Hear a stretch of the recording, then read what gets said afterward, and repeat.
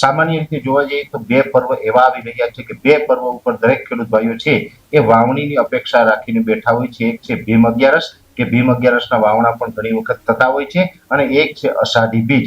આ વર્ષે 2025ના ચોમાસામાં જોવા જઈએ તો આજે ભીમ અગિયારસ આવી ગઈ છે, પણ હજુ વાવણી લાયક વરસાદ નથી. જે ખેડૂત ભાઈઓએ વાવેતર કર્યું છે એ કાં તો પોતા પાસે પાણીની વ્યવસ્થા હતી, અથવા તો જે ખેડૂત ભાઈઓને અમુક જે આપણે પ્રી મોન્સૂન એક્ટિવિટીમાં લાભ મળ્યો છે અને એને કારણે સારા વરસાદ હતા, તો એ ખેડૂતોએ વાવણી કરી છે. પણ વાવણીના વરસાદ આજે ભીમ અગિયારસ સુધીમાં થયા નથી. પણ હવે એક વાત ચોક્કસ છે કે અષાઢી બીજ સુધીમાં ગુજરાતના ખેડૂતોને વાવણીનો લાભ મળશે, આવી ભગવાન જગન્નાથની કૃપા આપણી ઉપર થશે. પણ ખાસ અત્યારે જોવા જઈએ તો આમ તો આજે 6 જૂન થઈ ગઈ છે, અને હવે 10 જૂન સુધીમાં પણ હજુ નૈઋત્યનું ચોમાસું ગુજરાત પહોંચે કે વાવણી લાયક વરસાદ થાય તેવી શક્યતાઓ નથી. પણ હવે જે વાવેતરો કરતા હોય, અત્યાર સુધી અમે ઘણા બધા મિત્રોને અપીલ કરી રહ્યા હતા કે હવે જે વાવેતરો તમે કરો છો, જેમાં પ્રી મોન્સૂન એક્ટિવિટીના કારણે અથવા તો જે સારા વરસાદ થયા હોય એના કારણે જે વાવેતર થતા હતા, પાણીની વ્યવસ્થા હોય ને વાવેતર થતા હતા, ત્યારે અમે લાંબા ગાળાની મગફળીનો આગ્રહ રાખતા હતા. પણ હવે 1-2 દિવસ પછી, એટલે કે જો તમે 10 તારીખથી વાવેતર કરો તો લાંબા ગાળાની જગ્યાએ હવે તમે ટૂંકા ગાળાની મગફળીનું વાવેતર કરી શકો, એ પણ સમય પાકી ગયો છે. કેમ કે જેની અંદર જરૂરી નથી કે હવે તમારે G20 કે 128 કે 32 નંબરનું જ વાવેતર કરવું જોઈએ.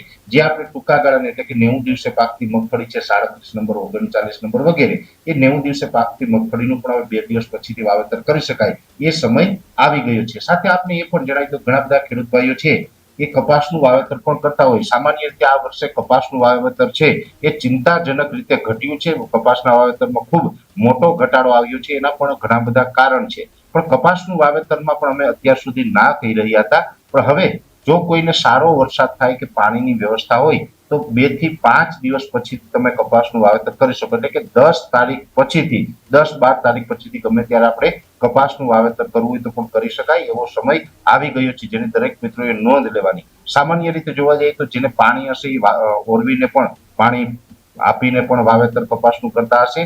અને જેને વરસાદ થાય તો વરસાદ સારો હોય તો જ વાવેતર કરવું. ખાસ કરીને ગમે એટલી આગાહી હોય તો પણ વરસાદની આગાહીને ધ્યાનમાં રાખીને કોરામાં વાવેતર આ વર્ષે કરવાની કોઈ ખેડૂત ભાઈઓએ ભૂલ ન કરવી, જેની દરેક મિત્રોએ નોંધ લેવાની છે. બીજું મારે એક સલાહ એ આપવાની છે, આમ તો વાવેતર માટે જોવા જઈએ તો ગુજરાતની અંદર કપાસ, મગફળીની સાથોસાથ સોયાબીનના પાકનું પણ ખૂબ મોટા પ્રમાણમાં વાવેતર થઈ રહ્યું છે. છેલ્લા 5-10 વર્ષની અંદર મોટી સંખ્યામાં ખેડૂત ભાઈઓ છે એ સોયાબીનનું વાવેતર કરી રહ્યા છે. સોયાબીનનું વાવેતર કરીએ તો એ પણ આપણે 90 દિવસે તૈયાર થતો પાક છે. જો આપ સોયાબીનનું વાવેતર કરતા હોય તો એના માટે પણ 15 તારીખ આસપાસથી આપણે વાવેતર કરી શકાય. એટલે કે આજે 6 તારીખ થઈ છે, 12 તારીખ પછીથી ગમે ત્યારે, 12 તારીખથી લઈ અને 30 જૂન સુધીમાં ગમે ત્યારે સોયાબીનનું વાવેતર કરવામાં આવે તો એ પણ યોગ્ય સમય ગણાશે. પણ સોયાબીનનું વાવેતર કરતા ખેડૂત ભાઈઓ હોય એને મારે ખાસ એક અપીલ કરવાની છે.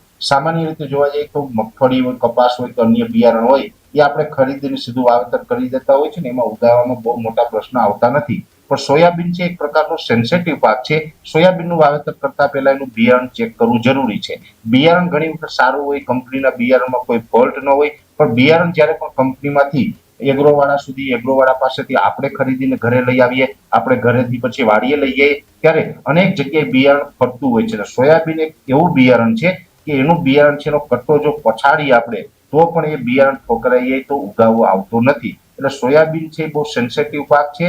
એ બિયારણનો ફોલ્ટ ન હોય પણ આપણે ટ્રાન્સપોર્ટમાં બેગ પછડાય છે, એગ્રોવાળાની બેગ પછડાય છે, ત્યાં પણ આપણે બિયારણ ખરાબ થઈ જાય ને એમાં ઉગાવો નથી આવતો.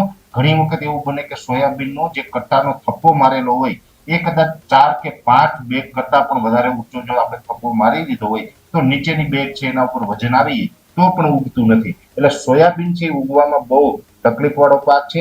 એટલે દરેક ખેડૂત ભાઈઓને મારી વિનંતી છે કે તમે કોઈ પણ કંપનીનું સોયાબીન ખરીદતા હોય, સોયાબીનનું બિયારણ ખરીદીને આપણે જો વાડીએ લઈ આવીએ છીએ તો લઈ આવીને પહેલા તો એક મુઠ્ઠી બિયારણ છે એ વાવેતર કરીને ટ્રાય કરી લેવી. એક મુઠ્ઠી બિયારણ વાવી અને જો પૂરેપૂરો ઉગાવો આવે તો જ પછી આખો કટ્ટો છે એનું વાવેતર કરવું જોઈએ. નકર પછી આપણે એ કટ્ટો છે પરત આપી દેવાનો, એનું વાવેતર ન કરવું. કેમ કે ટ્રાય કર્યા વગર આખો કટ્ટો જો આપણે ખેતરમાં વાવી દઈએ અને એમાં ફોલ્ટ હોય, પછડાઈ ગયું હોય બિયારણ, તો ન ઉગે તો આપણા કિંમતી બિયારણના પૈસા બરબાદ થતા હોય છે. એટલે ખાસ સોયાબીનનું વાવેતર કરતા હોય તો કટ્ટો વાડી ઉપર લઈ આવી અને એમાંથી એક મુઠ્ઠી બિયારણ છે એ ઉગાડી અને ચેક કરીને ત્યારબાદ જ વાવેતર કરવું જોઈએ. પછી કોઈ પણ કંપનીનું બિયારણ હોય, કંપનીનો ફોલ્ટ નથી હોતો મોટા ભાગે, એ બિયારણનો એક ખાસિયત છે કે ઈ પછડાઈ જાય, વધારે પડતા રોદા લાગ્યા હોય કોઈ વાહનમાં તો પણ એમાં ઉગાવવામાં તકલીફ આવે છે. એટલે હવે આ દરેક પાકોનું વાવેતરનો સમય થઈ ચૂક્યો છે, જેમાં હવે મગફળી હોય લાંબા ગાળાની પણ વાવી શકાય,